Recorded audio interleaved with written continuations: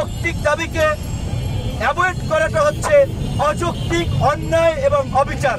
প্রশাসন একেবারে ভালো হয়ে যায় নাই। আগেও যে দলবাজি ছিল, এখনো তাদের মধ্যে ওই দলবাজি মনোভাব লক্ষ্য করা যাচ্ছে। যেখানে 0.5% কারণে বিশ্ববিদ্যালয় চান্স পায় না, করেছে, ত্বরান্বিত করেছে। আজকে এই পিএসসি সংস্কারের যে 8 দফা দাবি, আমরা মনে করি শুধুমাত্র পিএসসি না, সরকারি বিভিন্ন নিয়োগে যে অস্বচ্ছতা রয়েছে সেটাকে পরিপূর্ণভাবে স্বচ্ছ করা দরকার। আপনারা তো লক্ষ্য করবেন, শিক্ষার্থী বন্ধুদেরকে বলবো, আপনারা ডিসি অফিসে যান, এসপি অফিসে যান, ইউনো অফিসে যান। প্রশাসন একেবারে ভালো হয়ে যায় নাই। আগেও যে দলবাজি ছিল, এখনো তাদের মধ্যে ওই দলবাজি মনোভাব লক্ষ্য করা যাচ্ছে।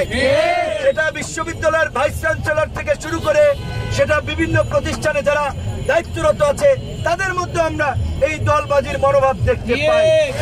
এই যে ভাইবার নাম্বার সহ যারা বিসিএস ক্যাডার হিসেবে নির্বাচিত হয়, তারা প্রিলিতে কত পেয়েছে, লিখিততে কত পেয়েছে, ভাইবাই কত পেয়েছে, এইটা প্রকাশ করতে সমস্যা কোথায়?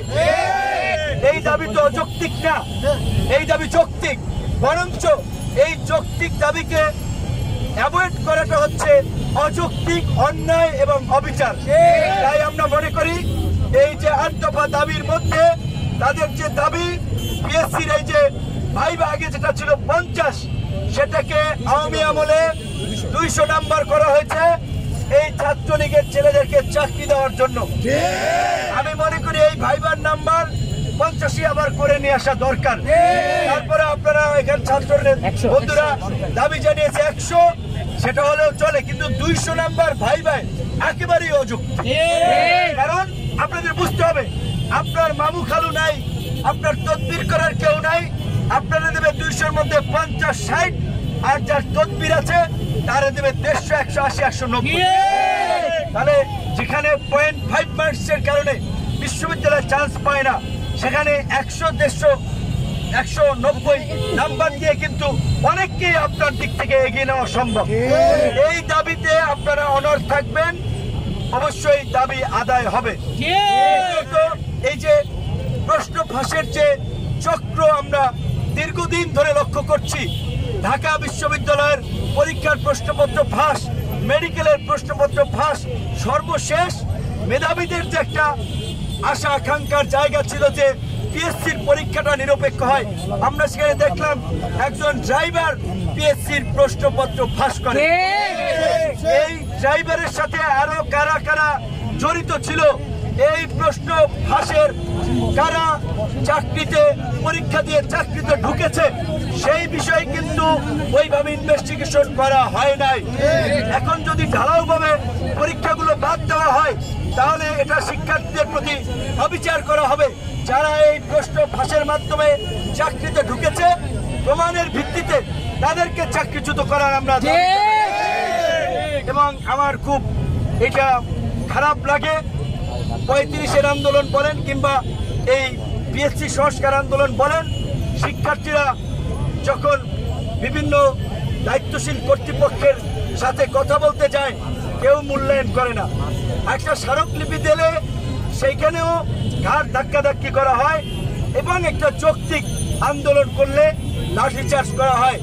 এই পুলিশ প্রশাসনকে আমরা পরিষ্কারভাবেই জানিয়ে দিতে চাই, শিক্ষার্থীদের একটা বিদ্রোহ বিপ্লবের মাধ্যমে এই জুলাই পরিবর্তন চোখের সামনে আপনারা দেখেছেন। কাজে শিক্ষার্থীদের সাথে আচরণের ক্ষেত্রে অবশ্যই আপনারা সহানুভূতিশীল এবং সহনশীল হবেন, অন্যথায় শিক্ষার্থীরা যদি গরম হয়ে যায় সারা বাংলাদেশ কিন্তু জ্বলে উঠবে। এই যে আরেকটা আমলাতান্ত্রিক জটিলতা, একটা বিসিএস নিয়োগের ক্ষেত্রে 3-4 বছর লেগে যায়। আমার মনে হয় যদি কর্তৃপক্ষ চায় 1 বছরের মধ্যে নিয়োগ প্রক্রিয়া সম্পন্ন করতে, এবং আমরা অনুরোধ করব 1 বছরের মধ্যে এই নিয়োগ প্রক্রিয়া সম্পন্ন করার। এবং একটা পরীক্ষার দেখা যায় রিটেন চলে, আরেকটা পরীক্ষার ভাইবার ডেট দিয়ে দেয়। এইটা একটা প্রহসন, এটা আমি মনে করি একেবারেই বিবেকহীন কাজ। এটা তো তারা শিক্ষিত মানুষ, উচ্চশিক্ষিত মানুষ, তাদের তো এটা আমলে নেওয়া দরকার যে স্বাভাবিকভাবেই শিক্ষার্থীরা একটা যে সময় পরীক্ষা দিচ্ছে আরেকটা পরীক্ষার জন্য ডাকা হলে দুই দিক থেকে মানসিক চাপ। তো এই কারণে এই পরীক্ষার স্কেডিউলগুলো রুটিনগুলো এমনভাবে করা দরকার যেন একটার সাথে আরেকটার ওভারল্যাপ না হয়। সেই ক্ষেত্রে আমি মনে করি আমরা যেমন 2018 সালে কোটা সংস্কার আন্দোলনের মধ্যে দিয়ে এই ফ্যাসিবাদী রাষ্ট্র কাঠামো সংস্কারে শেষ পর্যন্ত এই জুলাইয়ের এই কোটা সংস্কার আন্দোলনকে কেন্দ্র করে একটা গণ অভ্যুত্থানের মধ্যে দিয়ে নতুন বাংলাদেশ রচনা হয়েছে। আপনাদের এই পিএসসি সংস্কার আন্দোলনের মধ্যে দিয়ে সরকারি বেসরকারি সকল চাকরিতে মেধাবীদের একটা ন্যায্য অধিকার প্রতিষ্ঠিত হবে। আপনাদের এই আন্দোলনের সাথে আমরা আছি, আমরা পরিপূর্ণভাবে সমর্থন করছি। যথাযথ কর্তৃপক্ষকে বলবো তাদের এই যৌক্তিক দাবি কিভাবে অ্যাড্রেস করা যায়, কিভাবে ইমপ্লিমেন্ট করা যায় সেই বিষয়ে আপনারা নজর দিন।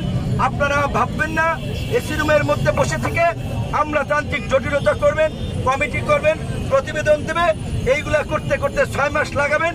শিক্ষার্থীরা কিন্তু এত সময় দিবে না। আমাদের অনেক অভিজ্ঞতা আছে।